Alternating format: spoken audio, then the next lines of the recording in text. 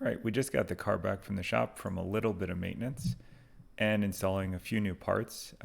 Around Black Friday, Mountain Pass had some really good deals on traction and trailing arms. So I picked up those, and as you can see in the video here, had those installed. So on the rear end now, we have a full Mountain Pass kit with obviously their traction and trailing arms, all of their adjustable camber and tow arms, suspension pieces, and their rear brake rotors. So super excited to get those on and seeing how much they tighten up the rear end at the track.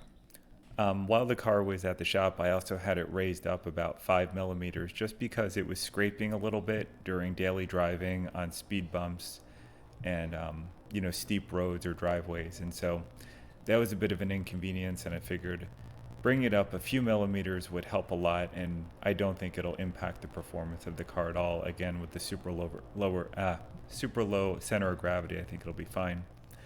The last thing I had them look at was a squeak in the rear brakes, specifically around 0 to 20 miles an hour. You would occasionally hear a squeaking just when you were driving with no brake applied. So I had that checked out. They actually couldn't find anything wrong with the brakes. The the noise persists. I think there may be a little bit of something on the rear rotors, but it was good to have someone kind of take a look at the rear pads, the clips, everything, and they looked at the front Stop Tech brakes as well. And these already have a number of track days on them, and they were holding up extremely well. Pad wear was great. Overall brake system looks great. So super happy. Things look good and safe, so we can take it back out there. And the last thing we did, because we did change the ride height, a full alignment was done. And so I'm going to bring up the alignment report here because that was super interesting. So here we can see the results of the alignment report. And I asked them to keep roughly the same alignment configuration as had been recommended by Mountain Pass. So that was negative 0.1 degrees in the front, plus 0.2 degrees in the rear. I asked for maximum camber on the front, and that's the way the arms were set. So there's no changing there.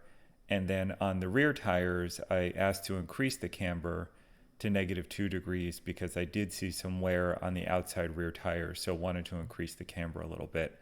So you can see the results of the alignment report here. And what's surprising to me is how much things had shifted. So we'll start at the left front up here, and I'll just get out a pen so we can take a look. And so you can see the toe coming in was actually 0.14 degrees. Oops, there we go, we'll do that. Which was surprising. I think these were the same settings I had before, so it should have been negative 0.05 or 0.06. So it had changed to plus 0.14, which was, again, not expected.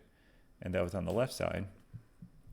And then over on the right side, you can see the toe is even more significant, where it had actually gone from, it was negative 0.34 degrees, and they brought it back to 0.05. So I don't know if that's normal or what could have caused it. I definitely hit some large bumps over the last couple months that I wonder could have done it, or if regular track use could have done it as well. But it was surprising, and that makes me wonder if more regular alignment should be part of the ongoing maintenance of the car. Caster didn't change much, you can see here. And then on the rear wheels, here and here, what's interesting is on the rear, the toe didn't change much at all. On the left side, it went from 0.09 and increased to 0.12, and on the right side, it hadn't changed at all. And then finally, you can see the camber change on the rear that I asked for, going from negative 0.13 to negative 0.15 and negative 0.16 to negative 2. This had changed as well. So happy to get that all done, and looking forward to getting the car back out there and seeing how all these changes feel.